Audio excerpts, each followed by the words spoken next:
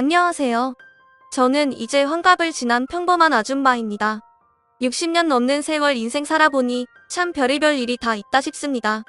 제가 뭐 대단한 인물은 아니지만 그래도 살아온 이야기가 평탄치만은 않아서 얘기거리는 되는 듯합니다. 남들의 사연을 보기만 하다가 저도 한번 사연 보내봅니다. 저는 어렸을 적 아버지를 일찍 여의고 집안 사정이 썩 좋지 않은 환경에서 자랐습니다. 간신히 중학교 마치고 고등학교는 검정고시로 고졸 자격만 따놨지요. 그 이후로 엄마를 도와 분식집을 하면서 하루 벌어 하루 먹고 살기 바빴습니다. 그래서 친구들이 20대 초반 결혼 정년기에 다들 시집을 갈 때 저는 계속 때를 맞추지 못했고 결국 노처녀가 되고 말았어요. 나이가 30이 다 되어 오니 저희 엄마도 초조해지시더라고요. 누구라도 선을 봐서 결혼을 해야 하지 않느냐며 저를 독촉하셨어요. 얘 이러다 너 30 훌쩍 넘으면 누가 데려간다 하겠니? 얼른 선 봐서 결혼해야겠다. 엄마 근데 우리 형편에 누가 장가를 온다고 하겠어. 홀어머니의 집안도 변변치 않고 그렇게 모녀가 한숨만 푹푹 쉬고 있었습니다. 그런데 마침 저희 엄마 분식집 옆집에서 잡화점 하던 아주머니가 절 눈여겨보고 계셨습니다.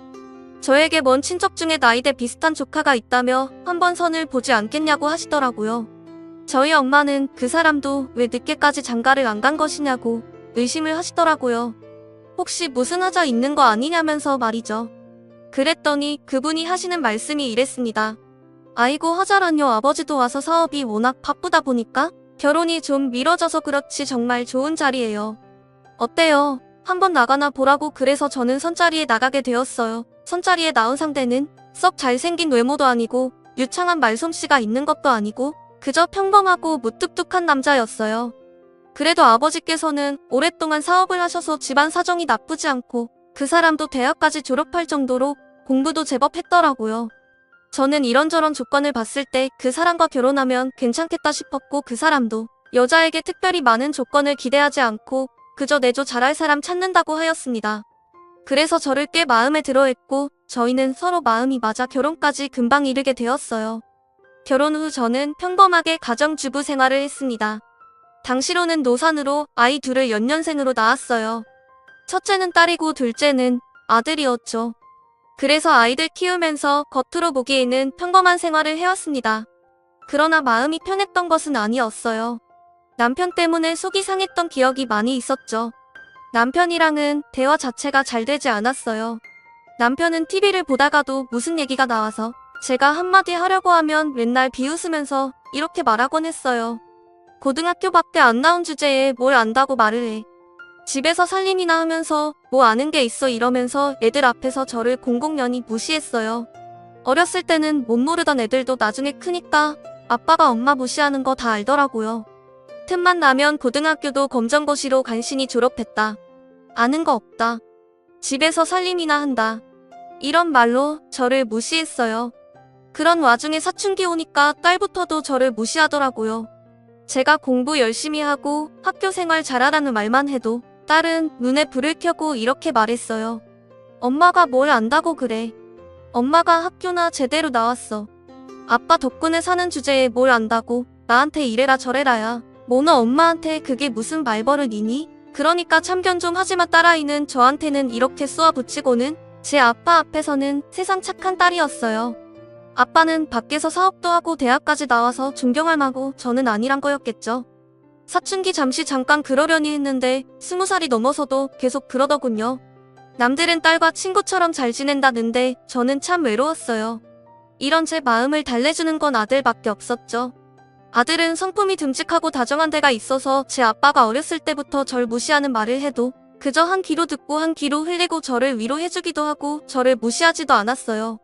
난 엄마가 최고야. 아빠랑 누나 말해. 너무 마음 상하지 마세요 엄마. 그래 고맙다 서준아. 엄마는 너 믿고 살아 정말. 아들엄마가 최고라며 든든하게 곁에 있어주는 아들이었죠. 딸과 별다를 바 없이 키웠는데 타고난 성품 차이인지 이렇게 다르더라고요. 그래서 20살 넘고 나서 저희 집에 한번 닥친 풍파가 있었을 때도 딸과 아들의 반응은 참 달랐습니다. 어느 날 집에 돌아온 남편에게서 짙은 여자 향수 냄새가 나더라고요. 저는 무슨 술집을 갔다 왔나 하고 대수롭지 않게 넘겼어요. 사업하는 사람이니 종종 술도 마시고 그러다 보면 여자랑 부딪히기도 하고 그런가 보다 생각했죠. 그런데 갈수록 수상한 정황은 늘어났어요. 여보, 이 립스틱 자국은 어디서 묻은 거예요? 웬 루즈가 옷에 묻었대요. 아, 그냥 빨기나 하지 뭘 그렇게 물어봐. 어디서 부딪혔나 보지. 여보, 이건 어디서 쓴 거예요? 아, 손님들 대접 좀 하느라 좀 샀어요. 뭘 그렇게 사사건건 물어봐. 집에서 살림하는 여자가 뭐에 그렇게 관심이 많아? 남편은 제가 궁금해서 물어보는 것들 전부 윽박지르기 일쑤였어요. 그런 와중에 제 의심은 뭉게뭉게 커져만 갔습니다. 아무래도 남편이 바람을 피우는 것 같다는 생각이 들었어요. 어느 날 작정하고 남편의 뒤를 봤답니다. 그날은 일요일인데 남편이 사업 차 나간다고 가더라고요.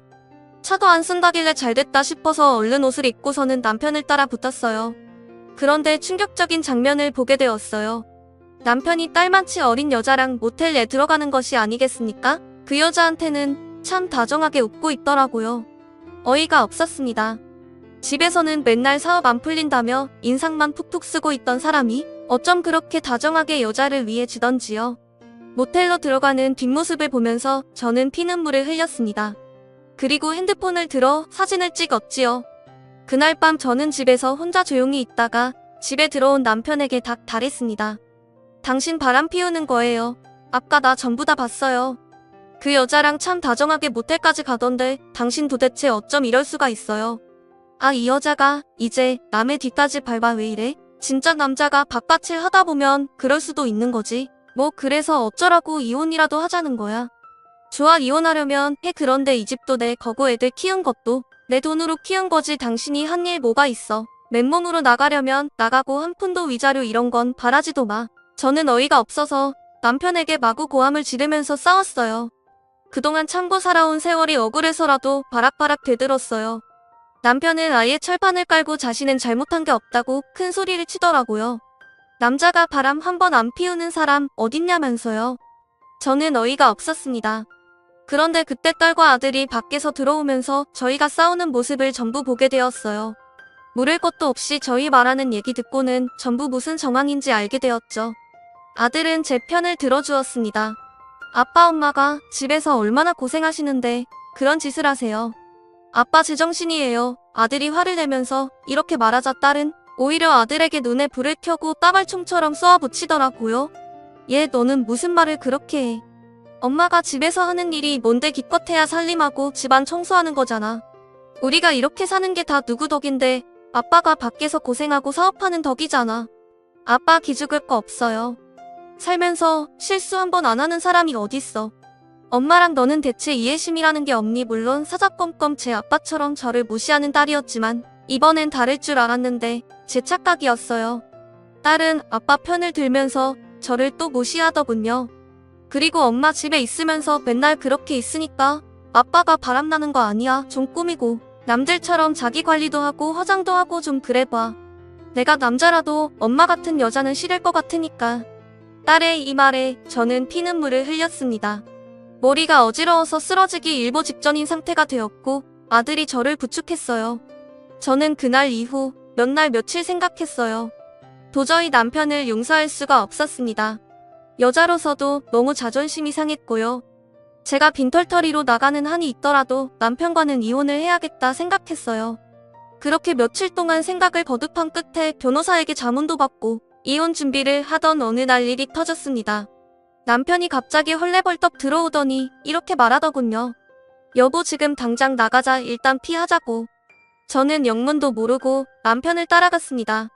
남편은 얼굴이 백지창처럼 하얘진 상태였어요. 무슨 일이 있나 보다 하긴 했지요. 그리고 한적한 식당으로 가서 남편에게 들은 이야기는 충격적이었습니다. 나 사실 사업 망한 지가 몇 달 됐어. 그동안 잘 됐는데 무리하게 일을 벌렸다가 순식간에 무너졌어. 빚이 꽤 많아. 아는 사람들한테까지 돈을 좀 썼거든. 곧 갚을 수 있을 줄 알았는데 차일피일 미루니까 그 사람들도 더 이상 봐줄 수 없다고 집에 찾아온다고 난리가 난 거야. 한마디로 무리한 사업 확장으로 그동안 잘 되던 사업이 쫄딱 망한 것이었죠. 저는 하늘이 무너지는 심경이었습니다. 그나마 남편 사업 잘 되어 아이들 뒷바라지 착실하게 할 수 있었던 것이 좋았는데 이제는 그마저도 안 되는 일인 거죠. 남편은 울면서 저에게 이렇게 말했습니다. 저번에 내가 바람 피운 것 때문에 당신이 많이 속상했던 거 알아. 내가 미안해. 도대체 어떻게 해야 할지 모르겠어. 빚쟁이들은 쫓아오고 사업은 쫄딱 망했고 이제 나한텐 당신밖에 없어. 제발 나 버리면 안 돼. 응? 저는 그 순간 남편에게 연민의 정을 강하게 느꼈습니다. 비록 절 내내 무시하고 바람까지 피우고 제 마음에 못을 박은 남편이지만 그래도 살아온 정이라는 게 뭔지 자기 버리지 말라는데 도저히 버릴 수가 없겠더라고요. 그래 제가 두 눈 꼭 감고 한 번만 남편을 용서하기로 했습니다. 어쨌든 그동안 제가 편하게 살아오고 아이들 키운 것도 남편 덕 없다고 할 수 없는데 이렇게 어려울 때 남편과 이혼하자고 나서는 것은 도리가 아니라는 생각이 들었습니다. 결국 저는 그렇게 한번 발목이 붙잡히고 말았어요. 그런데 당장 집안이 엉망이었습니다. 남편의 사업은 산산조각이 나고 우리 집도 몽땅 넘어가고 간신히 가재도구 몇 가지만 챙겨서 반지하 방으로 이사를 왔습니다. 딸은 오는 내내 투덜투덜 거리더라고요. 아들도 이게 뭔 일인가 싶고 어리둥절하고 저도 사실 정신이 없었답니다. 남편은 그래도 미안하기는 한지 면목 없다고 고개를 숙이더군요. 당장 살아갈 일이 걱정이었습니다. 아이들 대학 공부시켜야지. 시집장 가도 보내야 하지. 저희 노후도 다 준비해야 하는데 이런 반지하 방에서 뭘 어찌해야 하나? 참 앞길이 막막하더라고요. 남편은 매일같이 술로 나날을 보냈습니다. 사업이 날아간 충격이 이만저만 큰 게 아닌 것 같더라고요. 아들은 자기라도 돈 벌어보겠다면서 아르바이트를 하겠다고 나섰지만 걔가 돈을 벌어봐야 얼마나 벌었겠어요. 아직 대학도 졸업하지 않았으니 사정이 뻔했습니다. 결국 내가 나서는 수밖에 없었죠. 저는 밖으로 나돌아다니면서 일자리를 찾았습니다. 50 넘은 제가 할 수 있는 일은 몇 가지 없었어요. 식당 일, 청소일 그런 것뿐이었죠. 한숨이 푹푹 나오더라고요. 그때가 겨울이었는데 얼마나 바람이 춥고 애리던지요. 남편이 불륜을 저질렀던 것은 생각도 나지 않았고 용서할 것도 없이 그냥 흐지부지 넘어갔습니다. 그냥 먹고 살길 찾는 데만 열심히 했던 그 애였습니다. 저는 며칠간 고민했어요. 사실 제게는 남편 몰래 모아둔 비상금 1,000만 원이 있었어요. 집이 다 날아갈 때까지도 절대 숨기고 있었던 그 돈으로 한번 분식집을 열어보기로 결심했습니다. 그래도 돌아가신 우리 엄마가 했던 게 분식집이라 내가 그 분야에 대해서는 좀 알고 음식도 배워뒀던 터라 잘할 자신이 있었습니다. 2,000만 원 쪽에서 정말 어렵게 시작했어요. 음식점 자리 낯뒤 낡은 상가에서 시작했어요. 권리도 없고 보증금 500인 곳에서 이것저것 집기들 중고로 들여놓고 오가는 사람들한테 맛보고 가라고 직접 발로 뛰었어요. 엄마가 줬던 레시피를 이리저리 변경을 해서 요즘 사람들 입맛에 맞게 매운 떡볶이를 개발했어요. 튀김도 바삭하게 기름들 새로 해서 따끈하게 손님들한테 대접했고요. 오는 사람들마다 오뎅 서비스도 푸짐히 줬어요. 학생들 2,000원 3,000원 손님도 절대 헛두루 대하지 않고 늘 고맙다고 고개 숙여 인사를 하곤 했습니다. 참 신기한 게 제가 그동안 어떻게 집에만 있었나 싶더라고요. 일을 시작하니 활기가 도는 느낌이었어요. 집에서 살림할 때는 늘 우울하고 가족들이 나를 깔보는 것 같아서 움츠러들곤 했는데 바깥이라니 내 귀가 펴지더라고요. 저는 아무래도 바깥일을 할 팔자인데 그동안 집안일하며 살았나 싶더라고요. 아들은 시간 날 때마다 틈틈이 와서 저를 도왔어요. 딸은 저희 가게 흥미진 곳에 있고 추잡스럽다면서 한 번도 발걸음하지 않았는데 아들은 늘 와서 절 도와줬습니다. 재료 손질이며 청소며 쏠쏠이 도와줘서 알바 없이도 가게를 운영할 수 있었어요. 물론 힘들었지만 보람찼습니다. 그리고 가게는 점점 더 번성해 나갔습니다. 정말 작은 곳에서 시작했는데 1년 반 만에 더 큰 자리로 옮겨갈 수가 있었어요. 남편도 놀라더라고요. 저한테 이런 재주 있는 줄은 몰랐다면서요. 딸은 셀쭉했지만 그래도 제가 잘 되는 거 싫지는 않은지 희죽 웃더라고요. 가족들에게 이렇게 인정을 받으니 기분이 정말 좋았습니다.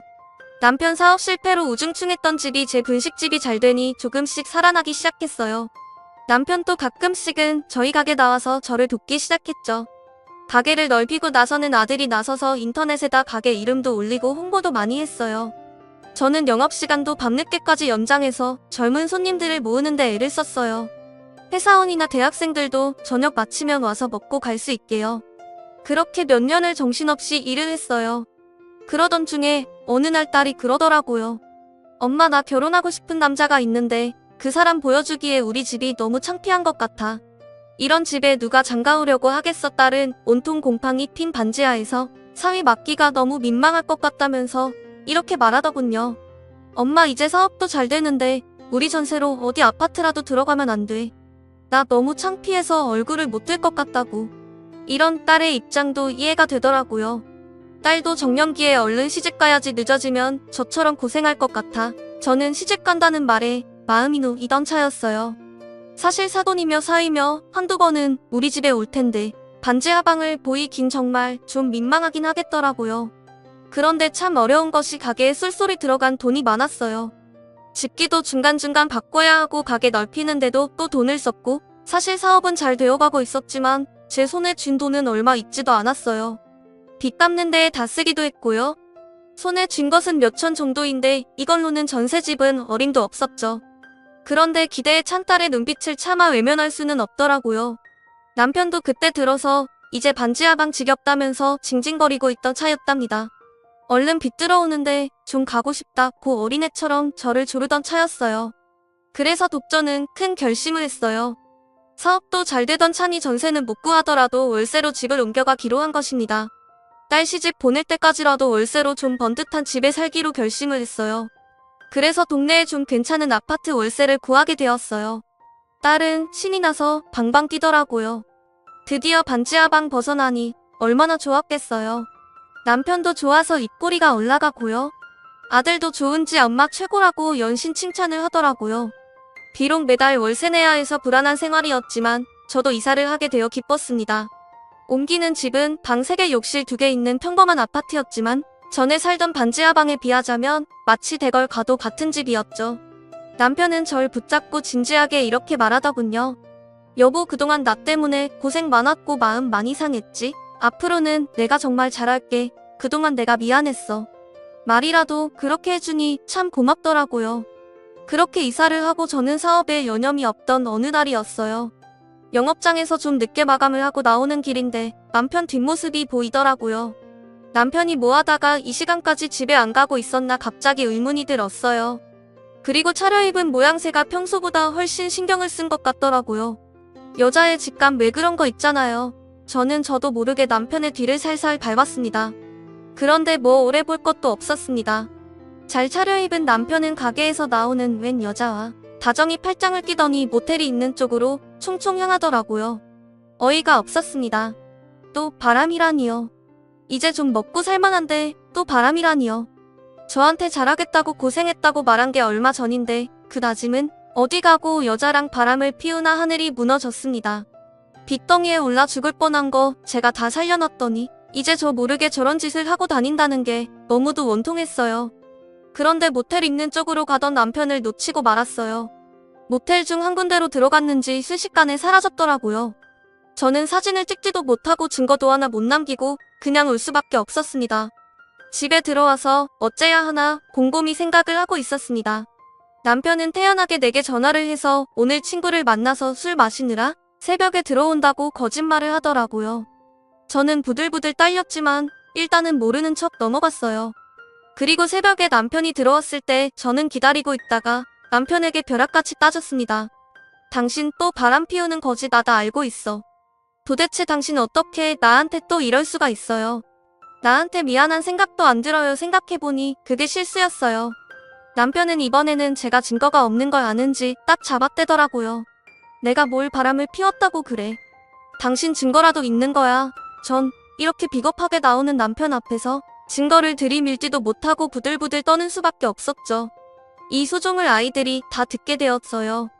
아들은 남편이 또 바람을 피웠다는 것에 대해 굉장히 배신감을 느끼는 것 같더라고요. 그런데 딸은 달랐어요. 엄마 나 결혼해야 하는데 아빠랑 이혼하느니 마느니 하는 건 아니지. 나 시댁에 창피하지 않게. 엄마 처신 잘 좀 해. 딸은 그저 자기 생각뿐이었어요. 저는 저번과 똑같은 배신감을 느꼈습니다. 아들은 충격을 받았는지 아무 말 없이 방으로 들어가더라고요. 어떻게 해야 하나 며칠을 고민하고 또 고민했습니다. 그러다 남편에게 이혼하자고 말을 했어요. 더 이상은 살기 싫다고요. 그랬더니 남편 반응이 가관이었습니다. 이혼은 무슨 이혼 절대 싫어 이혼 못해. 내가 잘못했다는 증거 있어. 이 사람 이제는 생사람 잡고 있어. 남편 핸드폰이라도 몰래 보려고 밤에 눈에 불을 켜고 있었지만 증거를 잡기에는 역부족이었어요. 남편 핸드폰에는 전부 잠금 장치가 되어 있더라고요. 게다가 제가 핸드폰을 노리는 것을 아는지 어디다 꽁꽁 숨겨놔서 나중에는 찾을 수가 없었습니다. 증거라도 있어야 이혼이 되는데 이혼도 못하고 이렇게 발목 잡히나 답답해졌습니다. 하루는 사업장에서 손님들 없을 때 골몰이 생각에 잠겨 있는데 아들이 문을 열고 들어오더라고요. 언니, 지금은 바쁜 시간 아닌데 집에서 공부하지 웬일이야 그랬더니 아들의 입 조용히 핸드폰을 내밀더라고요. 저는 그걸 보고 깜짝 놀랐습니다. 그 핸드폰은 바로 저희 남편의 것이었어요. 엄마가 아빠랑 이혼하려고 핸드폰 찾았던 거 다 알아요. 아빠가 숨겨놨던 거 내가 찾아서 가져왔어. 저번에 아빠가 비밀번호 누르는 것도 봐서 잠금 장치도 풀 수 있어. 저는 놀란 눈으로 핸드폰을 열어보았습니다. 잠금 장치를 풀고 나니 그 안에는 남편의 불륜 정황들이 가득 담겨 있었습니다. 그걸 못 보게 하려고 그렇게 난리를 쳤던 거죠. 저는 정신없이 그 증거들을 보다가 아들을 보았습니다. 아들이 어떻게 이런 것까지 생각을 한 것인지 제가 물었습니다. 그랬더니 아들이 담담히 답하더라고요. 저번에 엄마랑 아빠랑 핸드폰 가지고 옥신각신하는 소리 다 들었어요. 엄마 사실 저번에 아빠 바람 피웠을 때도 이혼하려다가 아빠 사원방에서 그냥 주저앉은 거잖아. 이번에도 아빠한테 벗어나서 엄마 사업하면서 자유롭게 살아요. 그동안 엄마 아빠 내조하느라 고생했고 무시당하면서 사느라고 힘들었잖아. 난 엄마 아빠 이혼해도 상관없어. 아니, 오히려 더 좋아요. 그렇게 제 마음 다 헤아려주는 아들의 말에 저는 엉엉 울면서 아들을 깨어났습니다.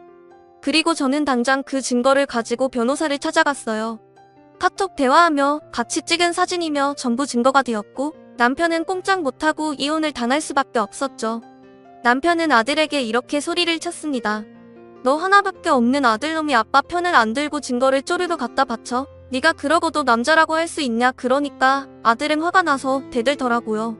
엄마가 떳떳이 살아왔으면 이런 일 당할 이유도 없어요. 아빠 사업 망하고서 엄마가 얼마나 고생했는지 나는 다 알고 있어요. 누구 편드는 게 아니라 자식으로 서 옳은 일 한 것뿐이에요. 결국 저희 부부는 이혼했습니다. 저희 사업체는 제가 운영해 나가는 것으로 결정지었고 실은 재산 분할할 돈은 얼마 있지도 않았어요. 월세 보증금이 전부였죠. 그마저도 남편은 제게 위자료 주고 빈털터리가 되고 말았습니다. 딸은 처음에는 엄마 아빠 이혼해서 예비시댁에 볼면목 없다고 투덜거리더니 이제 아빠는 가진 게 없으니 저한테 싫은 소리는 못하더라고요. 딸은 저희 이혼 후 결혼을 무사히 했습니다. 사위가 종종 여자 문제를 일으켜서 딸이 징징거리면서 전화가 오곤 하는데 저도 딸내 가정사까지 참견할 수는 없으니 네가 잘 헤쳐나가라는 말만을 해주고 있어요. 딸이 결혼 생활이 그리 순탄치는 않네요. 그리고 이혼 이후로 남편은 종적을 감췄어요. 빈털터리가 되었으니 몸으로 때우는 일을 하려고 지방에 내려갔다는 말을 들었어요. 가여운 생각도 안 될 만큼 정이 뚝 떨어졌습니다. 이제 남남이니 어떻게 살든 제가 알바는 아니죠. 그리고 제 사업은 아주 자리를 잘 잡았어요. 번듯한 홀매장을 두고 배달도 겸하면서 지역 내에서 잘 나가는 맛집이 되었습니다. 젊은 손님들, 학생 손님들 할 것 없이 많이들 오세요. 조만간 분점을 낼 생각입니다. 사업을 잘 꾸려나가서 한번 전국적인 맛집으로 만들어보고 싶은 욕심이 있어요. 잘 될지는 모르겠지만요. 그리고 아들은 최근 로스쿨에 진학하고 여자친구와 결혼 준비를 하고 있습니다. 제가 조금이라도 도와주려고 하는데 아들은 도움 없이 자기들 힘으로 시작할 거라면서 한결같이 만류하고 있어요.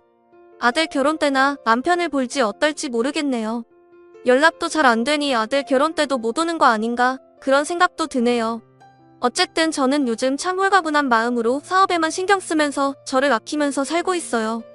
수십 년 동안 남편에게 당했던 무시들 다 잊어버리고 늦은 나이지만 산뜻하게 살아보려고 합니다. 코로나 잠잠해지면 한번 해외여행이라도 아들이랑 나가볼까 싶네요. 여기까지 들어주셔서 감사합니다. 모두 복 받으세요.